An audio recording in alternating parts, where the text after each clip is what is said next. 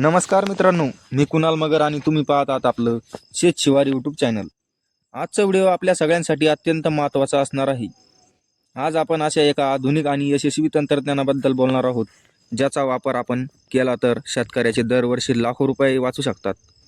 आम्ही स्वतः 2023-24 मध्ये या तंत्रज्ञानाचा आपल्या शेतामध्ये वापर केलेला आहे आणि त्याचे थक्क करणारे फायदे आम्हाला मिळाले आहेत.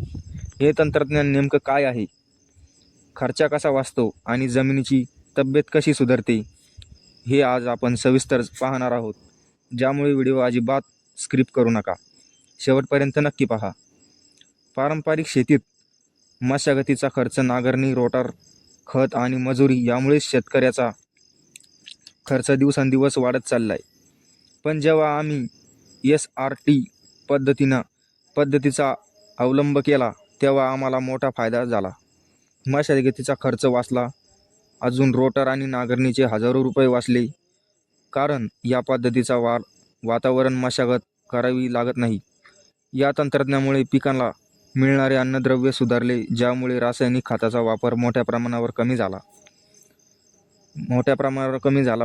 या पद्धतीने शेती केल्यामुळे मजुराची गरज आणि शेतकऱ्याची मेहनत दोन्ही गोष्टी खूप कमी होतात.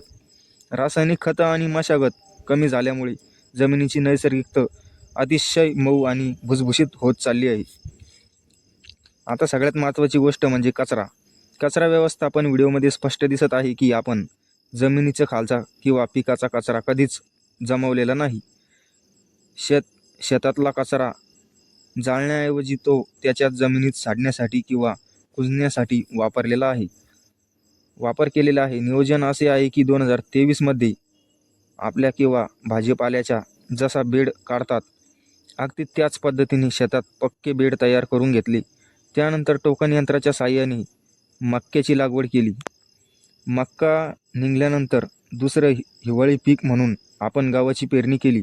विशेष म्हणजे पिकाचा कचरा न जाळता तो कचरा आपण दोन बेडमधल्या नालीमध्ये टाकला, ज्यामुळे तो कचरा कुंजून उत्तम प्रकारचे सेंद्रिय खत तयार झालं आणि आपला कचरा विल्हेवाटीच्या किंवा जाळण्याच्या प्रश्नच मिटला. या साध्या नियोजनामुळे संपूर्ण मशागतीची आणि खर्च वाचला. आज आपण पाहतोय की शेतामध्ये उत्पन्न खर्च वाढतोय आणि उत्पन्नाची शक्ती राहिलेली नाही. अशा वेळी जर आपण अशा नवनवीनपूर्ण आणि श्वासंत तंत्रज्ञानाचा वापर केला तर नक्कीच संकटातून बाहेर येऊ शकतो.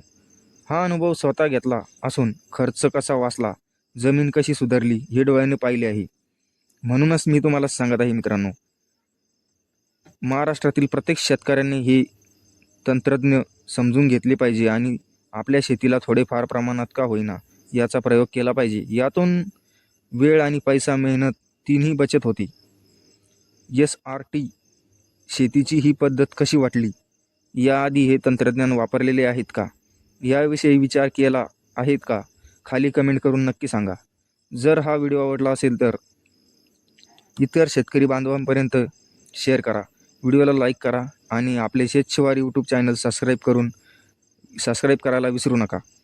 तर चला भेटूया अशाच एका नवीन आणि महत्त्वपूर्ण व्हिडिओमध्ये. तोपर्यंत धन्यवाद. जय जवान जय किसान.